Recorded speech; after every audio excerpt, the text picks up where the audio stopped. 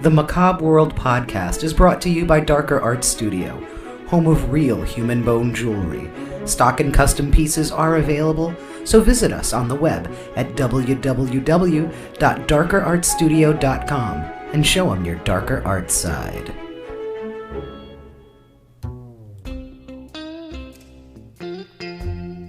Macabre World, a podcast from Darker Art Studio, where we explore the dark, strange, and unusual from this world and beyond. Hello and welcome to the Macabre World podcast. I'm your host, Rocky DeGotti, and today with me is Dale Allen Rowse. You may know him as the Quilting Cowboy, but we are going to be talking about all kinds of things beyond quilting, into shamanism, into writing, and into some very, very cool, curious books that he's written. Dale, thank you so much for joining us. Thank you for having me. So I did mention the Quilting Cowboy. I think that's the coolest thing. And I guess I have to know, do you have a favorite design that you've done? Yeah, actually, so I'm a designer first and foremost in the quilting world. I'm not really doing that anymore since I moved on to writing books. However, I design fabrics and patterns, the whole gamut. Awesome. And is there any swearing that is more fervent than when your sewing machine does something bad? Absolutely not. No, it's pretty bad. Yeah, I can, the only thing I can do is I can sew up a good argument, and that's about it. I do my best, but everything always looks a little wonky in the end. The amount of geometry needed for true textile art is just beyond my capacity, because it's very detailed, and I've seen your work, and folks can see it on your website as well. Correct. Thank you. It's DaleAllenRowse.com, DaleAllenRowse.com. And so that's and you seem to be a gentleman who wears many hats. Yes. Because, do you have a real job? I do. I'm actually an educator for real estate agents. Awesome. They need to do something about the creepy little kitchens in New Jersey. They just can't seem to put a decent kitchen in New Jersey. But and so how did the writing come about? We're going to talk a little bit about your writing. The two books that I'm most familiar with are Handsome Devils and An Army Awakens. Correct. So how the writing thing started for me was really kind of almost accidental, right? It was during COVID, and we were just home. I was super bored. And I thought, you know what? Why don't I just go ahead and write my story? I always kind of felt like I had a book in me to write. And so I'm like, what the heck? Just start, And so I started writing this first series of books, which hasn't been published yet. I'm actually looking for a literary agent currently to launch this trilogy, which is the Journey of a Dark Shaman trilogy. And that's the trilogy that's about me. That's my personal story. But those books haven't been published yet. So the books that you mentioned, those kind of came out of the other series. And that was a much easier thing to do because it's a direct to Amazon printing type of product. And so people, when they order it, it gets printed and sent to them automatically. It's just a more streamlined way to produce a book. But if you went to a publisher, they wouldn't consider it to be an actual book, even though it looks because it's what do they call it? Self-publishing or print on demand, kind of thing. So, but it's a way to get it out there. Oh, I mean, it's amazing because not only is your profit margin literally triple of what it is with regular printing, but you have immediate books, right? So that's really good. But anyways, I started writing, and this is how this whole crazy thing started, is, during COVID, I was starting to just write my story. And I found that as soon as I started writing, there was almost guidance that I was receiving, and I didn't quite understand what was going on. And so I kept kind of following that voice, if you will. And by the time I was done writing the first series, I was like, oh my gosh, I don't think this is normal, because what's happening to me is that I am listening to this voice, that's kind of like leading me in a certain, now obviously it's not a real voice, but it's more like an inkling, right? But by chasing that, it really led me to start writing about topics I almost didn't know about. Like, I produced a couple of books on shamanism, never having taken a course or a class. And it was very confusing to me because the writing was like leading me towards shamanism. I knew nothing about it other than the fact that I have a couple of First Nations relatives, but like that was it. Like, I knew nothing else about it. Anyhow, so the books, kind of kept leading me towards shamanism. It was really like the craziest thing. And so I actually ended up finding an editor who had his doctorate in shamanism. Oh And wow. so I took him these books that I'd never taken a class in the course. And it's like, I just wanted to verify that it was in fact true and correct information. And he was like, yeah, this is core shamanism 101. I was like, well, like, how do I know how to do this? And so it was like, so I had to really start to examine that. As it turns out, there's actually a process for that I've continued to develop. And it's just the most amazing thing that I have ever experienced. Because again, this inkling that I have in my head leads me down the road of storytelling that, like, let's say I'm putting in one thing in chapter 3, but I don't know why I'm putting it in there. And then a few chapters later, it hooks back up and is like, oh, that makes sense now. But again, it's happening beyond my own personal consciousness, right? And so the process of that type of writing, it turns out there's an actual name for it, I didn't know, is called automatic writing. Correct. And the blend of spirituality and creative writing, where you essentially are just getting yourself out of the way and then like letting the story be told to you.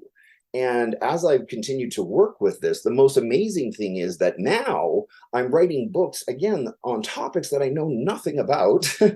And I'm learning from the information as it's coming out onto the page. I mean, it just blows my mind. It's interesting. I took writing courses. I had a wonderful high school teacher that I hope is out there listening. He hates computers, but Mr. Hardy, if you're listening, I'm talking about you. You're amazing. And he had us talk about free writing. In creative writing, free writing, you just sort of like sit, and it basically, you're not to like pick up your pencil from the paper. You're supposed to just whatever comes to mind. Of course, I went to school back when we had chisels and tablets, so it wasn't really a typing thing. We were all actually writing for real with pencils and everything. And it was, but that was the idea, was that it was to be a stream of consciousness. And I'm wondering how similar that exercise, which is a creative writing exercise, and they promote it to say, that's where you're just like going to get your ideas and get your juices going and everything like that. It sounds very similar to the process that you're describing. Oh, that's totally it. You just named it. I mean, that is it. It's getting yourself out of the way and just allowing the stream of consciousness, which is information that's coming to you from beyond you, right? To allow that to be real and to allow that to be true. Like, if I hadn't have trusted that voice and, continued to write these books on shamanism, again, something I knew nothing about, if I didn't trust that voice, I wouldn't be where I am today. Well, what's the is there any criticism to that? Do folks sometimes say, well, you know nothing about it and you wrote these books, what could it possibly, I mean, obviously I think people need to read and evaluate for themselves, but you're really describing a very unique process here. And I didn't know, like you said, some folks who are a First Nation, and what's the commentary on it? What's the buzz? Yeah. So I have heard that argument, but I write fiction, so it almost doesn't matter. Because it gets to be whatever you say it is. Exactly. It's art. That's the beauty of fiction. And and I got some, I have to tell you, the ideas and the scenarios are absolutely delightfully rich and vibrant. Thank You have you. a way with words, you and your consciousness. And I mean, we're talking about like period stories. We're talking about love in the time of Tesla, as it were. And I love Melvin Vaughn. Oh, thank you. He's a Thank you. lovable character. Thank you. I appreciate that. Yeah, no, but it's very true. Like you have to just, allow to be what is. And what is often is very weird. Well, Right? I think fantasy and time travel fiction and that type of thing, and there's a lot of science fiction, if you will, that this could fall under. You have a lot of genres going on here Yes. Yes, because you have a lot of romantic genre. You have a lot of, and it's gay romance, and that's, yeah. I think a lot of people associate romance novels, which I never understood this, and I'm coming to this as an ally, cis ally kind of person, but I never understood why people think that, we have all this romance that's bodice ripper, and those are basically porno. I don't understand why anybody never really just admits to that. And then, to assume that the only thing that would exist for homoerotic things, it would be something seedy. Why wouldn't it be something interesting and vibrant, like Outlander, but with guys, or Yeah. or Yeah. with girls, or whatever, or with everybody, or Yeah. anybody, or Yeah. nobody, whatever. I think that it really opens the door to a true literary experience. Yeah, and I appreciate that because my books, while yeah, they have two men kissing on the cover, I don't really consider them to, well, I mean, they are kind of a romance, but the majority of the story happens, and it does follow true to Nikola Tesla's actual life, right? So in 1886, when he left Austria to come to America, that's where the story begins. And again, like just allowing to be what is, like I couldn't question that because what I was getting was that Nikolai Tesla, I mean, he was known as gay, right? Like his story wanted to be told. And again, I didn't know anything about it. And I don't understand what's going on here. But I knew that I wanted a balance to Nikolai Tesla, who is science, right? And so I Right. needed Melvin Vaughn, who's the magic to his science, right? So there's a counterbalance there that's super interesting to me when you have like polar opposites is existing in the same moment. Well, it's almost the Dharma and Greg effect. I'm not being funny. It's the Dharma and Greg effect. Yeah, Is or the left brain, right brain effect, there in the you go. sense that you have somebody who can believe in mystery and believe in magic, and then you have somebody who always needs a logical explanation. Right. But it goes even further than that because Melvin Vaughn, actually, you find out, is not only a shaman, but he is also part werewolf. So it gets really interesting. I wasn't gonna give any spoilers. But yeah, Melvin's definitely a unique guy, Yeah. and there's the interaction I thought was really interesting. And now you describe your process like you said, you are you typing or you writing? I'm just curious. Do you actually longhand it or you type it? I'm typing it on my computer. Okay. So yeah, I hate to type. I wish I could write in longhand, but then someone has to transcribe it and it all just gets ugly from there. But as the story is evolving, you said you really have almost you're almost a spectator in the event, as it were. Oh, completely. And like when the storyline takes a left turn or somebody dies, like it's devastating to me. And I'm like, Oh oh, this no. is news to me. So you're binging your own writing as you're doing it. Exactly. You have no And idea what's going to happen. I have no idea what's going to happen. Now, again, we talked about the free writing being a common thing and everything. I'm wondering, I mean, think of some of the more prolific, creative, twisty, turny writers of our time. How many other writers use a similar process? I'm sure a lot because, well, I think it depends a lot on whether you're a planner, right? Like I Right. am very impatient. I'm not a person to make lists. I'm not a planner, right? So when I sat down to just start writing, that's what I did without planning anything. So I had nothing else to leverage other than that. I diagram sentences still. The nuns beat it into me and it never went away. I Oh make my lists about where my lists are. So, God. so this whole process sounds like chaos, but you're right, and that's definitely like the left brain, right brain kind of thing, or whatever, the opposite kind of thing. So it's fascinating to me because I can't picture myself doing it, and I guess it's because I'm just like tied up way too tightly. But but it's because when I do write something, when I do things, I organize, I make notes. I even have like Dale notes right in front of me, Great. well, little points to ponder. And it's fascinating, and I think it's wonderful that you've done this. And these books are available on Amazon, Correct. and it's Handsome Devils currently, and An Army Awakens. Yes. So the first book is what we talked about. The Army Awakens is where I really start to get more into shamanism. So if you have any questions about what that actually is as a spiritual practice, like this book really walks you through what that looks like. It's it now. Tell me about your spirituality before the writing process. I mean, have you always been interested in alternative spiritualities? As far as I say alternative, I mean it depends on who you ask, I suppose, because Yeah. there's definitely, and I'm just going to come right out and say it because I'm just that kind of jerk. There's definitely a whiff of the lapsed Catholic to this. Oh, yes. And it smells like I, frankincense and shame. yes, that's right. So I was raised in a very Baptist home. Oh Uh, my. and I mean, I'll just, just say it wasn't good. So through that, I was kind of forced to find other answers, if you will.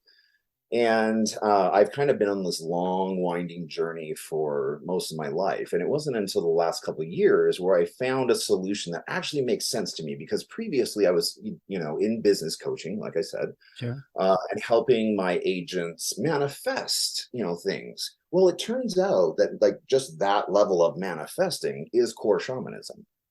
And I didn't understand that. It wasn't explained to me what shamanism is until I, actually started getting into it. After I wrote a bunch of books on it, I was like, oh, I should learn this.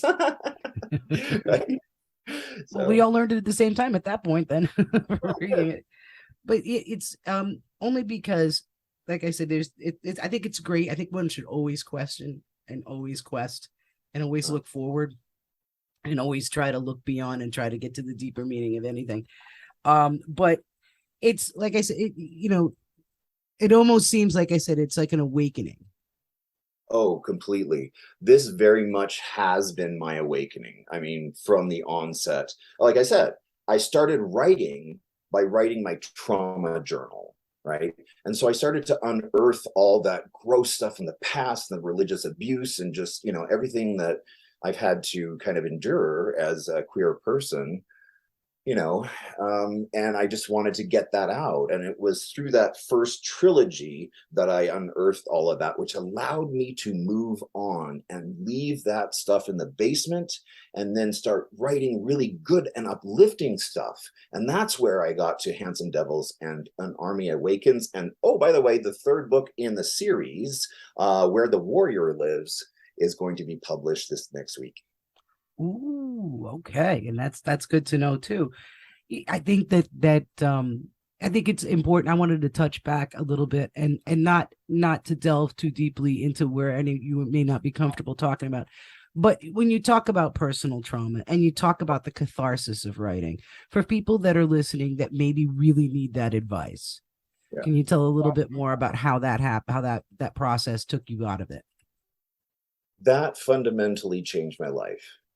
I didn't understand how much angst I was personally holding on to. And it wasn't until I really, unearthed it and looked at it that I realized that it was nothing, because fear is an illusion, right? Again, that's core shamanism when you really get into the energy work of the stuff behind the stuff, right? And so, anyways, that's kind of where it started, and where my journey kind of took me to. Because I think that some of the deeper issues involving conversion and other distasteful, socially unacceptable, at least to this podcaster, things that damage people, that hurt people unnecessarily. And I think a lot of folks who want to figure out, like, what can I help to, how can I help someone heal? Yeah. That's a really great question. Thank you for asking that. So yes, the books deal a lot in conversion therapy, something that I know a little too much about. And I just feel like the horrors of Christianity had not been told, at least not my story as a gay person who's been like terrorized their entire life by a faith community. When I show up to my dad's funeral, they tell me the reason he's dead is because I'm gay. What? Like, no, this can't exist. This cannot continue. Why is it okay that every single Catholic, Mormon, and Christian can pray out of literature that names me as an abomination? How is that okay? How is that okay? I don't understand. So, what you can't say to their faces, you put in your art. That's a great way to, and it's just for the record, not okay. Not absolutely not okay. You're a delight. Oh, thank you. And I think it's interesting, and this is just my own like personal musing, is that when people get hateful, and I don't know where necessarily all that evil hate comes from, and for what, sometimes maybe they see something they hate within themselves, and they occasionally do that. But all of the blessed, like, people say, oh, you're so blessed to have talent, you're so blessed to be able to do art, you're so blessed to do this.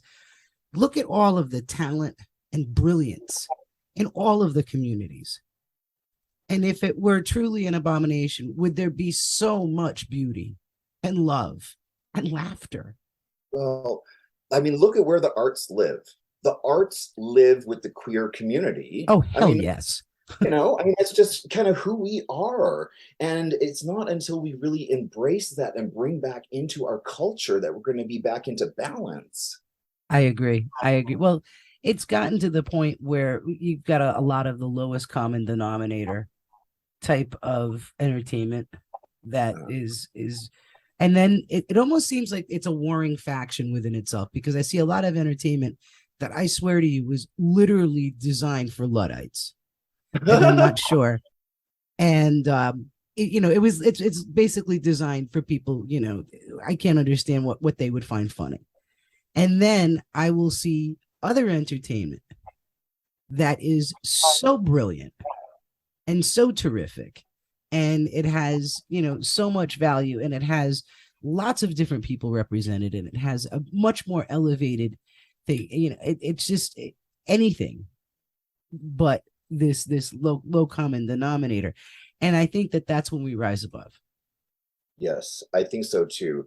My books really walk a person through the character's experience. So their ahas become the reader's ahas. My entire, intention with the book series is to elevate people and to help us all, like learn about the energy work and, things like this, and everything like from how to manifest something. But these are books are told kind of in a fable, like it's almost like a kid's book, but it's really. Yeah, I was gonna say, I was thinking, as I read the excerpts, I was thinking, would this be a great thing to give a younger person who's maybe trying to find their way, who is maybe just coming out, uh, and maybe looking to try to figure out how to counteract, how to build up some psychic self-defense.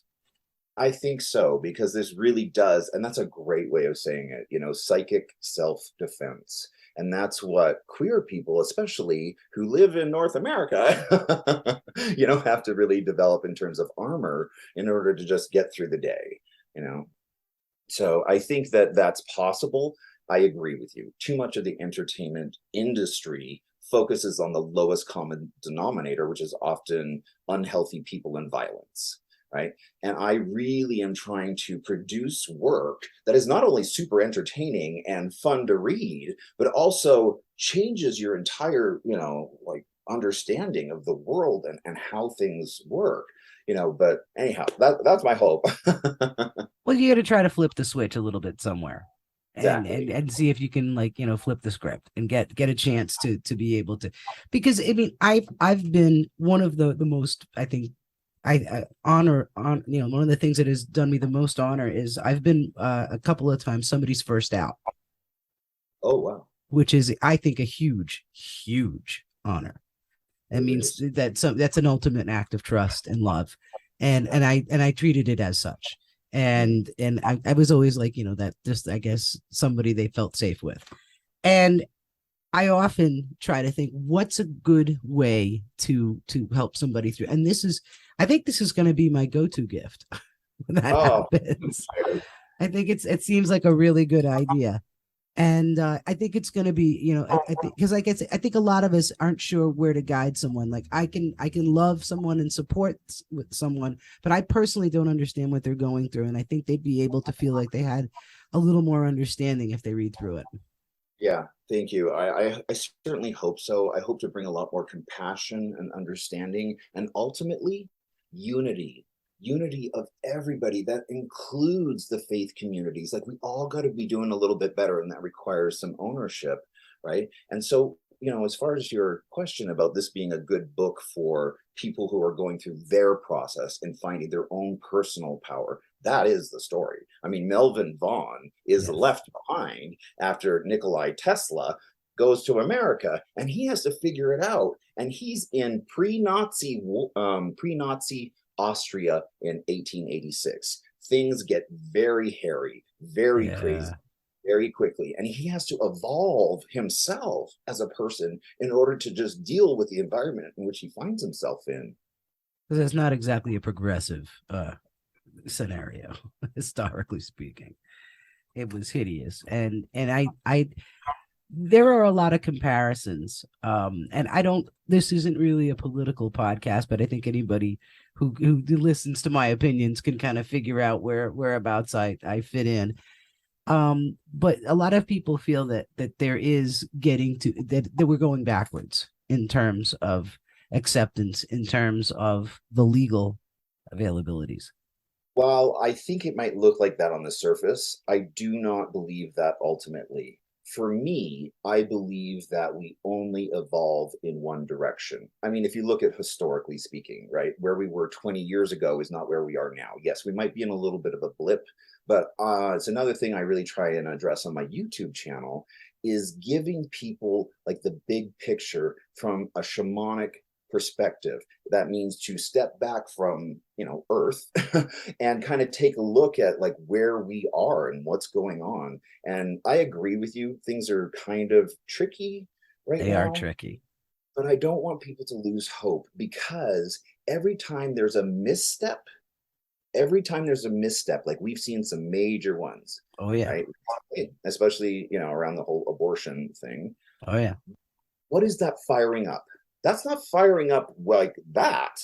That is firing up the counter to that, right? That is firing up fairness. That is firing up love, because forced birth should never be okay in America. But, you tell me. Well, I no longer have the function. The factory shut down. So, but however, the playground's still open. But but as a woman, if anybody really is curious where I personally stand, I personally am against abortion. I never wanted to, I would never want to be in the position to have one. Because I feel so strongly about that, I made sure I never had that problem for me. I did everything I could. I think someone else has every right to choose. I think most people are in your camp. And I think that needs to be said more. Nobody is for abortion. No, however, not at all. If you want, like, as a last case scenario, that has to be an option for women. Anyhow, that's a women's health issue. But I just wanted you to know that honestly, most of the people that I talk to are with you. Well, yeah, but it's also a women's health issue. Women's health has not been what it should be to begin with. Let's not start taking things away that could save lives. Yeah, it's just that simple. There's no moral ground on that for me. You need to save women's lives, because then in future lies the rest of the propagation. I don't get it, but I don't get a lot about politics, and it's not that I don't. But you know what it is? Perfect example, and I know people are going to write me letters about this. This happens all the time. When the presidential election in 2016, right up until that, I was waiting, and I don't know if you're old enough to remember Alan Funt from Candid Camera? Oh, I'm from Canada, so I'm sorry, I don't Oh yeah. know. Well, it was sort of like, punked or something. It was the trick can, they play jokes on people. The whole time I was watching it, I was waiting for like somebody to come out and tell me that it was a joke. Okay, yeah, now that's enough of that fun and games. We just, it's ha ha ha, we gotcha. And then, the real candidate would come out. Yeah. And it turns out, no, it didn't work that way quite. And it was just crazy. And I'm still even with the current news, kind of aghast. Is I Yeah. think the only thing I've got is I'm aghast, Yeah. Well, and that's why I think the world needs so much more of what you're putting into it. thank you. You know, I really try and be clear about the vibration of everything that I send into this world. And that includes my books, so that they resonate with a really high vibration to actually affect change, right? Because you can't like meet someone where they are, right? In order to change minds, you have to speak from the heart, right? You can't have one mind meeting another mind, right? That doesn't work. That just creates more of the fight. That's where we are, right? So at some point, there has to be a higher level of consciousness, I think, quite frankly, given to not only what we're putting into the world and as far as our work, but also in terms of our words, right? And our personal vibration. Well, I think that our words could probably be sort of like whereas the music on the page might be how we feel, but the way we play it, Yeah.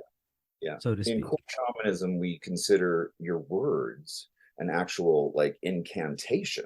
Like you're actually creating things with your words, right? So we have to be careful about that. Well, how many people practice inadvertent shamanism, if you will, and don't realize that's what it is? Everyone. Because like for one of the things they always, you've seen it on bumper stickers and coffee mugs. If you see it, you can be it. That seems That a very shamanistic concept.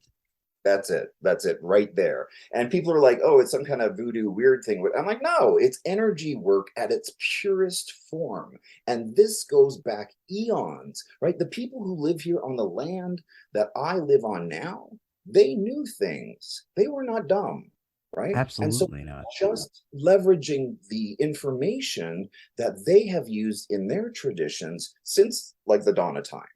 And it's getting into, just the purest energy work of how words, energy, like all of that works. That's just what it is. The technical term for a shaman is a doctor of the soul. So if anyone ever asked you the actual definition, that's what it is. And I remember I actually I've seen people do this. Well, this is my manifestation board, and people will put collage items on it, and then maybe it's something a goal they have for whatever. But the man again, these are now like business techniques. They call it a Kaizen board, and one particular. I think it's Six Sigma. I can't remember. I've been through too many boutique organizational yada yadas to remember which one has the Kaizen board. I think it's Six Sigma. But and these are all very shamanistic practices. They absolutely are. People just don't realize that because they've never been taught what is shamanism, right? But that is exactly it. Like a vision board is what they do with other, items in nature to bring together an image or, something that will represent an energy, right? And that's what it is. It's and now I'm starting to think as you're saying this, I'm starting to think of other practices that are very common, especially in business, things like flow charting Yeah. and agility charting, when they're trying to get folks to organize a certain way, and a lot of these methodologies. And there are several. I mean, Motorola has one, there's all these different organizations. I wish I'd have thought of it, by the way. I wish I'd have thought of, one of these methods that basically is common sense and getting your shit together. And just be organized as a company, people, okay? And and marketed it, and then that would have gone well. But I think a lot of people think, like you said, that shamanism is something esoteric and odd, Whereas Right. I think a lot of people do practice shamanistic things every day, wishing. Correct. Now, that being said, there are correct ways to practice shamanism and not. We all are participating, like we've just been talking about, in some level of core shamanism, which is energy work, right? But then there's, of course, layers beyond that where it gets really, complicated. But you're exactly right. That is it. And it's, I mean, I can think of everything from, making collage. Like I said, collages seem to keep coming to mind for me because I think I remember seeing a lot of people like, when they were looking at goals and everything. But I think a lot of people do feel that they're in a rut. And I think a lot of people do want to live their best life. They want to live it, authentically Right. as themselves. So let me And tell you why people get stuck. I mean, I appreciate you saying that because, again, they're not looking at the energy work of what they're doing. If you study shamanism, you're like, are looking at that more critically. So you don't get to sit there and go, oh, I'm so alone. Nobody cares about me. And then the next 5 minutes, the phone rings and you're like, what are you doing calling me? Like, and why people don't move forward in their life is because they're acting against their own interests and against what they say they actually want. And so it's diving into that and really parsing out what you want and getting rid of what you don't want. Right. So then you can get movement forward. my dad used to use an expression, and I'm going to paraphrase it: "We can't get out of our own way." Yes. He was old school. You can't get out of your own way.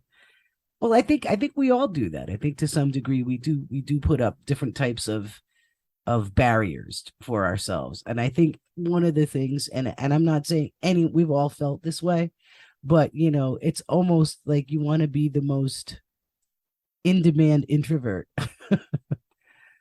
Or you want to be a hiding extrovert, or whatever we are in the middle of those things. But and it's and I think that finding ways I think self-expression is a huge part of this. When people tell me they're in a rut, and I do tarot card readings, and I've talked to clients who have told me they're experiencing sort of a disconnect because of depression. And of course I recommend that they see a licensed therapist.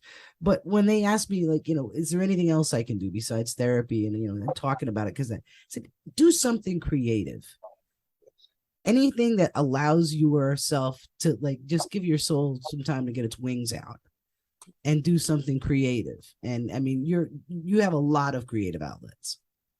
Yeah, it's a problem. I am Dale, and I have a creativity problem. Exactly. I know. It's true though. But yeah. Because I mean, there's textiles. You do artwork as well? Oh, I mean, yeah. So I play the piano. I Wonderful. Me too. design fabrics. I design quilt patterns. I write books. And So you I'm very dance. right-brained. Oh, yes, and I was a professional dancer for 18 years. But anyhow, the brain is divided into two sides. And so you have the right side, which is where symphonies and ideas and inspiration lives, right? And then you have the left side of the brain, which understands schedules and things more like math.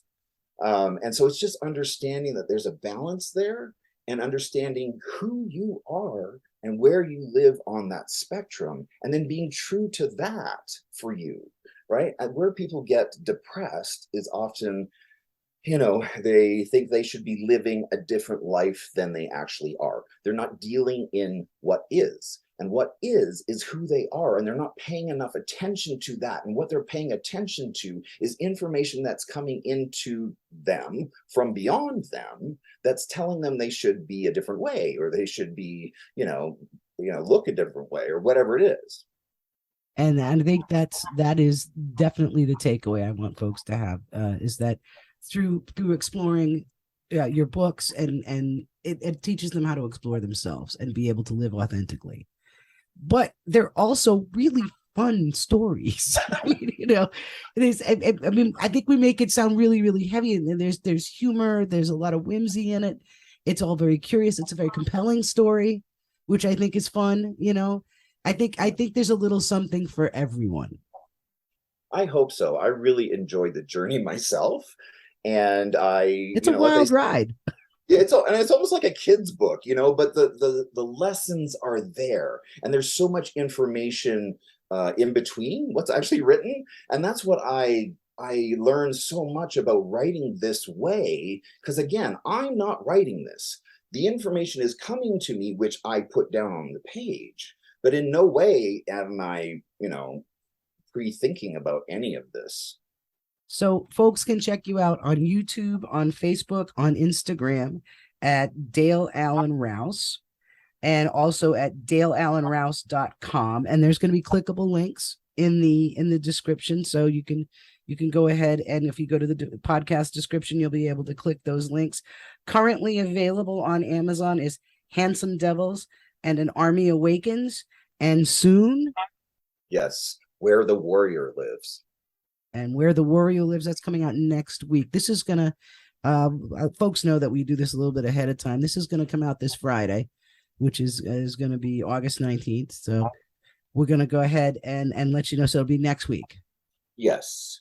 By the end of the month, it'll be out for sure. Fantastic. Dale, any parting words for our audience? No, but thank you so much for having me. I really appreciate it. This is a great experience.